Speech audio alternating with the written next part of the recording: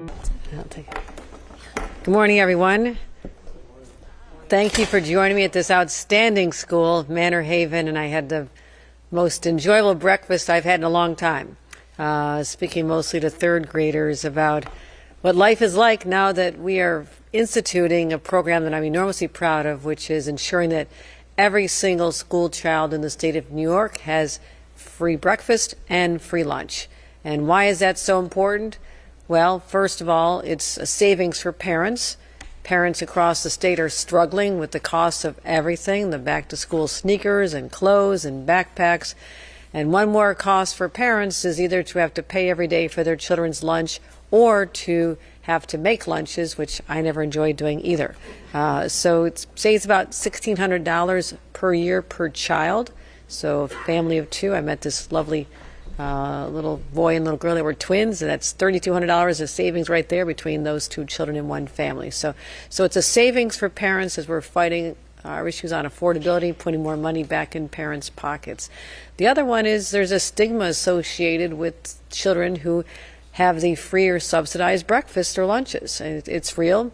When I announced this here on Long Island, right after my State of the State address, we had a large gathering at a neighboring school, and I remember, Republican state legislator came up to me and said, you know what, this is transformational what you're doing. And I said, why is that? And he says, I was one of those kids who, because of the stigma, I never went to lunch. I skipped lunches every day because I didn't want to be embarrassed. The fact that I was singled out as a student whose parents couldn't afford to pay fully for lunch. And so that meant a lot to me as well, that we want to remove the stigma, put money back in parents' pockets, but also it is so important that our kids have every advantage possible to them when they're in our schools across the state. Why is that? I want to make sure that no child is hungry, that they're 100% focused on learning and the teacher's message to them and the curriculum and making friends with students. So it's all about making everyone's family my fight, and it's making sure that no child goes hungry in school, that their attention span is vast because they're not thinking about their stomachs hungry in the next meal.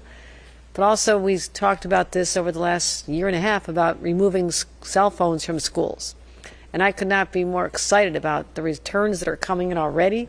The transition, of course, we knew it was going to be tough. It takes some time, but right now, New York is the largest state in the nation that has a full bell-to-bell K through 12 strategy to make sure that our schools are distraction-free. I was in a school in Brooklyn yesterday and handed out what they use as yonder pouches, showing the students how to use them. And you know, the kids who had been in a class environment before the previous year who had already surrendered cell phones, they're telling me that the schools are noisy, that kids are talking to each other, they're making friends in person, they're studying harder, they're learning more. So all the results are trending very positively, and I'm very, very, again, excited that this was an initiative that we undertook against a lot of opposition, but we came through, and I know that at the end of the day, our children are going to thrive without the stress of having that addictive cell phone bombarding them with messages all day long when they should be learning and making friends. So that's what we're working on here today. As I talk about fighting for families, your family's health is everything to me. I was the mom who always made sure that my children got their vaccinations on time.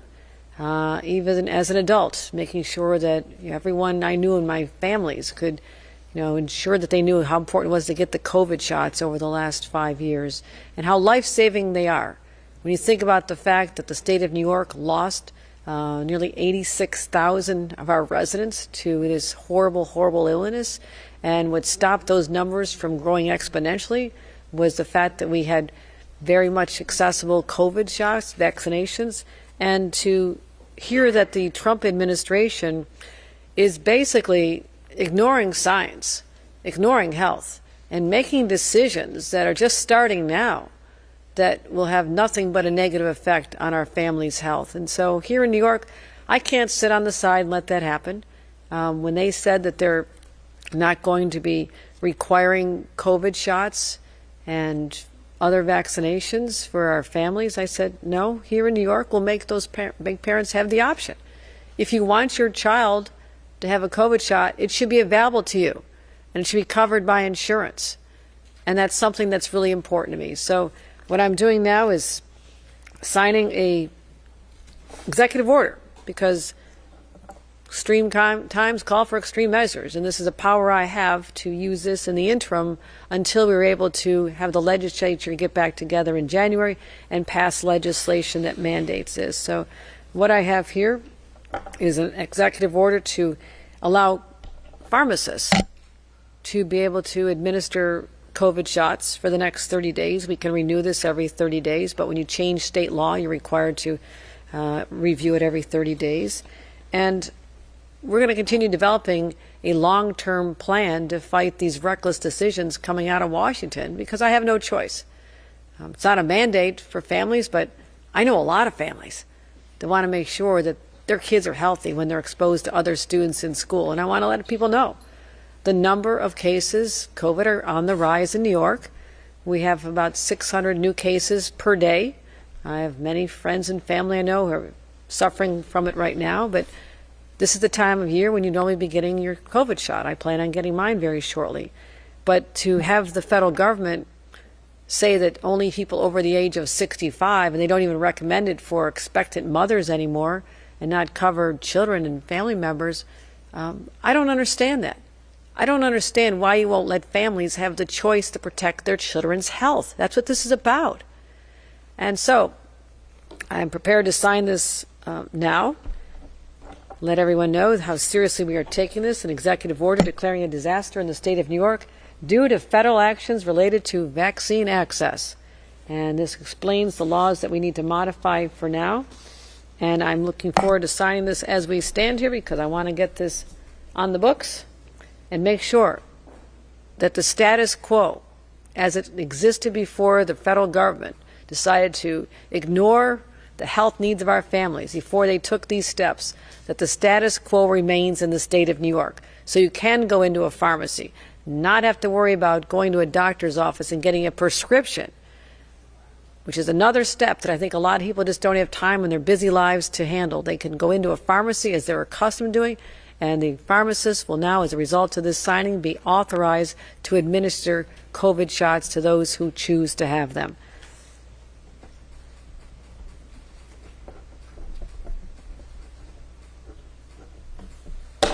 The order is signed and now in effect. And with that, I will make this official, get this to the right people. Happy to take any on topics right now. We're going to start with on topics first. We got Zach Nash from Schreiber News Network. Hi, Governor Hochul. My name is Zach Nash. I'm a senior at Schreiber High School here in Port Washington. I'm here on behalf of Schreiber News Network, which is the media team at our school. And I know that there are issues in New York State and across the country with an increase in childhood obesity and the link to processed foods. How do you think that this program could help with those issues? What we're doing is making sure that children have access to food, number one. One of the drivers of childhood obesity, which I am deeply concerned about, because this has lifelong impacts on their overall health. We need our kids to start out healthy. They have physical education. They have exercise. We want them to build in just a routine of understanding how important it is, but it's also the nutrition.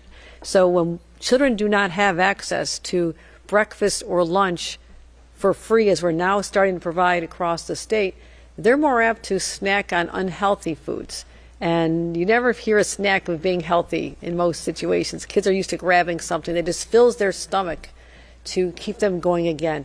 I want our children to have their stomachs full from breakfast to lunch and beyond, and I think that'll go a long way. This policy will go a long way toward abating that really is a crisis of childhood obesity. But thank you for your attention to the issue.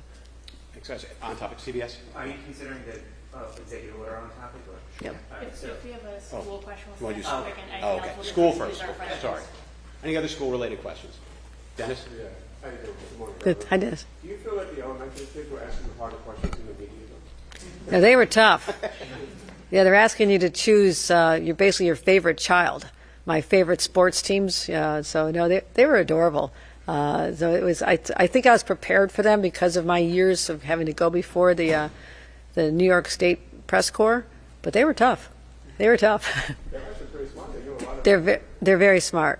They were smart kids. I could have sat there all day and had serious conversations. And when they came and gathered around me afterward, they looked at me like they didn't want me to leave anytime soon. I love little kids. I just gravitate to them. Walking down the street, I'm more apt to say hi to your little baby than anybody else on the streets because I'm taking my strolls every day. So, but I know it was fun. Any other school-related questions? That's it. All right. Well, thanks, gentlemen. From, Thanks for coming, and guys. school officials. Yeah, I You're appreciate you. free to go. It's an important part of our institution having free and healthy press corps, right, everybody? Yes. As your next leaders. Good luck, you guys. Oh, yes.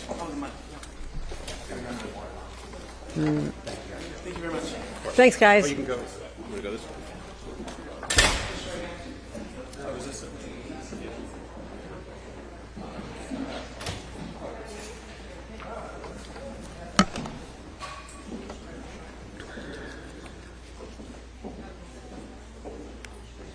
Probably nothing else on your minds today, right, guys? It's always good to be out here. All right.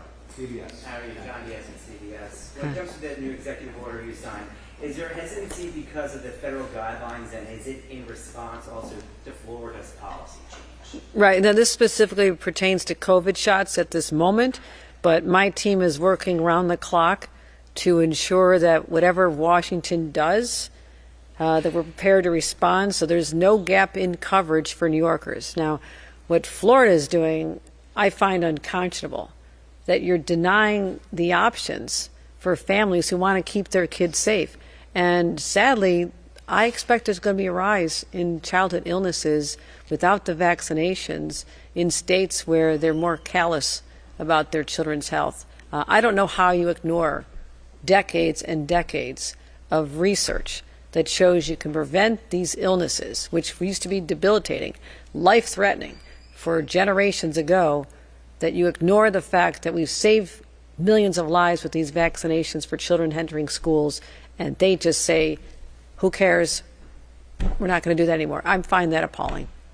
And I just have one follow-up question. Are the vaccines covered by the state version of Medicaid?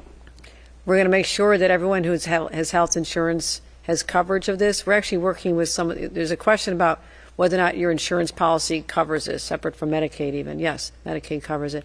But for those who have traditional insurance, many of the large insurers have said they'll cover it anyhow, because if you can prevent an illness, isn't that a lot less expensive to treat in the long run? No illness versus someone who has a life-threatening disease because they didn't get a vaccination. So the insurance companies understand how important these are, but we're going to work through some of the details. Again, a lot of this can be settled when we come back with more comprehensive legislation in January. It just said, I can't wait that long. We are in peak COVID season. It's starting up now. The cases are going up. People need to be aware of this. And this is the time when people should be thinking about getting their shots for themselves and their families if they choose. Okay. ABC.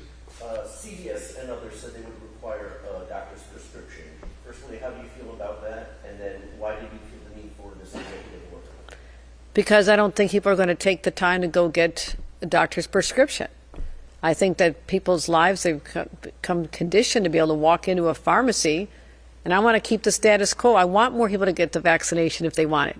I don't want to have barriers to they or their family's health because of this artificial roadblock. And even the prescription idea, well, does the person already have to be showing symptoms that they ought to be sick? Because basically Washington is saying only people over 65.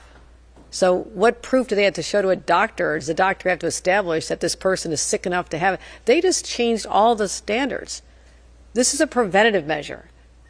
Everybody who wants it should have it readily available to them, and that's why we're doing this. Okay, two more. Sure, go ahead. Yeah. News 12. Hi, how you doing? Tom Shaw, News 12. Now, this is just for New York State residents, correct? Like someone that's undocumented or someone that lives in a different state that want to get this, can they? Or like, how does that all work? Let me get you the answers on this. We moved very quickly to get this out as soon as possible. I don't know about someone out of state. That's a good question. Do they need ID Yeah. to get their shot or vaccination? Our position now, and I'm going to clarify this, but our position now is to keep the status quo the way it is. Exactly. That's the purpose of this executive order. Keep the status quo so the people who are able to walk in right now and get a COVID shot would be able to continue to do so without barriers in place. Okay, last question. Maura, you say. Thank you. What can you tell us about immigration and customs enforcement activity near schools on Long Island and elsewhere in the state? Well, it's very disturbing to me what is happening in our schools, and these are supposed to be sanctuaries and a safe place for our children to learn. And our schools right now are getting guidance from our state education department, the Know Your Rights, also plans for families. I mean, sadly, these children need to know what happens if they head home from school and the parents are no longer there, or that something happens in a school environment to a student. They're not allowed to come onto the school grounds unless they have a warrant, a criminal warrant. But when the children step off the grounds, there is a vulnerability there. But I would just say this. I won't support any effort to separate families. I think it's appalling. I have said all along, I will help the federal government remove people who are threats, that are violent criminals. This is what the president promised during his election. This is what we are told. Go after the worst of the worst. It's all we heard about. And now you have raids, mom and her daughter separated here on Long Island. We had the raids on the farms up in upstate New York, 40 people. You know what happened when they took those 40 families? The kids came home from school and there's no adult in the house. So I find it unconscionable, but I'm going to make sure that everyone knows their rights and that the state education department continues communicating with parents on what they need to know should this happen in their school to their children. All right, we good? Governor, your thought on the president possibly offering a job to Mayor Adams and Curtis Fleetwood to get them out of the New York City mayoral race? Well, contrary to what the president thinks, he's not a king. He's not a kingmaker. And he should be not anointing the next mayor of New York City. That is the right of New Yorkers to determine. And no one should be accepting that assistance. It should be rejected. Otherwise, there'll be a sense that people are compromised if they're getting the road cleared because of who the president wants as the next mayor that he believes he would be able to control. Clearly, that's why he's doing it. I have to stand up against that. I want to make sure that our elections continue free and clear without that kind of interference, and I reject those efforts wholeheartedly. All right, thanks everybody. Right. Thank you. Appreciate your time. Thanks, everyone. Appreciate you coming out. Take care. Thank you, Governor.